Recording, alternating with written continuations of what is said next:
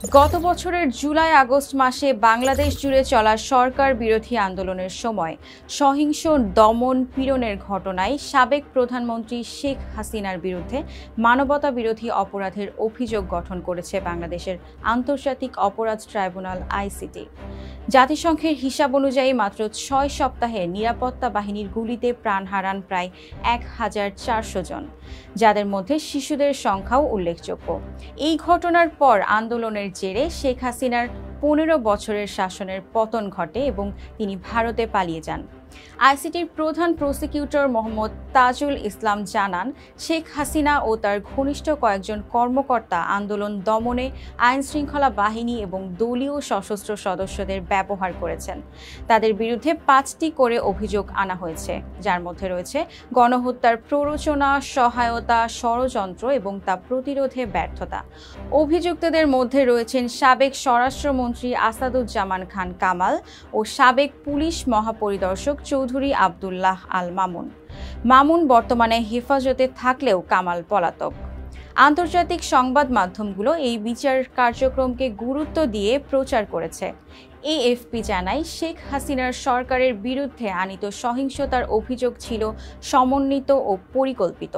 Al Jazeera জানিয়েছে, সরকার শিক্ষার্থীদের বিরুদ্ধে ধারাবাহিক ও ব্যাপকভাবে হামলা চালিয়েছে।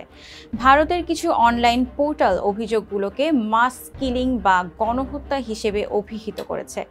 প্রসিকিউশন জানায়, তারা ফোন আলাপ, ভিডিও ও audio clip, helicopter record, drone footage সহ নানা তথ্য প্রমাণ সংগ্রহ করেছে।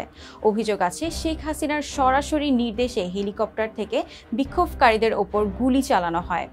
রংপুরে ছাত্রনেতা আবু সাইদের হত্যাকাণ্ডকেও এই মামলার অংশ হিসেবে উল্লেখ করা হয়েছে, যাকে ১৬ জুলাই খুব কাছ থেকে গুলি করে হত্যা করা হয়। তার মৃত্যুর দৃশ্য আন্দোলনের প্রতীক হয়ে ওঠে এবং দেশের টিভি চ্যানেলগুলোতে বারবার প্রচারিত হয়। এই মামলার বিচারিক কার্যক্রম শুরু হয় ২৫ মে। ৫ আগস্ট ঢাকায় পুলিশের গুলিতে ৬ আন্দোলনকারী নিহত হওয়ার ঘটনায় ৮ জন পুলিশ কর্মকর্তার বিরুদ্ধে অভিযোগ আনা হয়। শেখ হাসিনা সেই দিনই দেশত্যাগ করেন।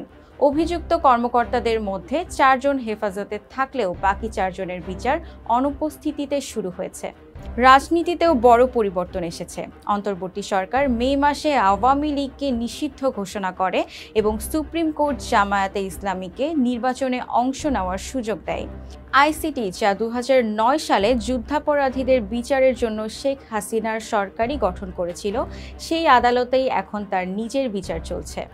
অতীতে এই আদালত অনেক বিরোধী নেতাকে মৃত্যুদণ্ডও দেয়, জানিয়ে রাজনৈতিক উদ্দেশ্য প্রণোদিত অভিযোগ উঠেছিল। এই বিচার কার্যক্রম বাংলাদেশ টেলিভিশনে সরাসরি সম্প্রচার করা হয়েছে, যা দেশের ইতিহাসে প্রথম। প্রধান প্রসিকিউটর তাজুল ইসলাম জানান, এই বিচার কোনো প্রতিশোধ নয়, এটি মানবতা বিরোধী অপরাধের বিরুদ্ধে আইনের শাসন প্রতিষ্ঠার প্রতীক। তিনি বলেন, একটি গণতান্ত্রিক দেশে এমন অপরাধের কোনো স্থান নেই। ছিলাম জান্নাত ইলিয়া। ফেস দ্য পিপলের সাথে থাকার জন্য ধন্যবাদ।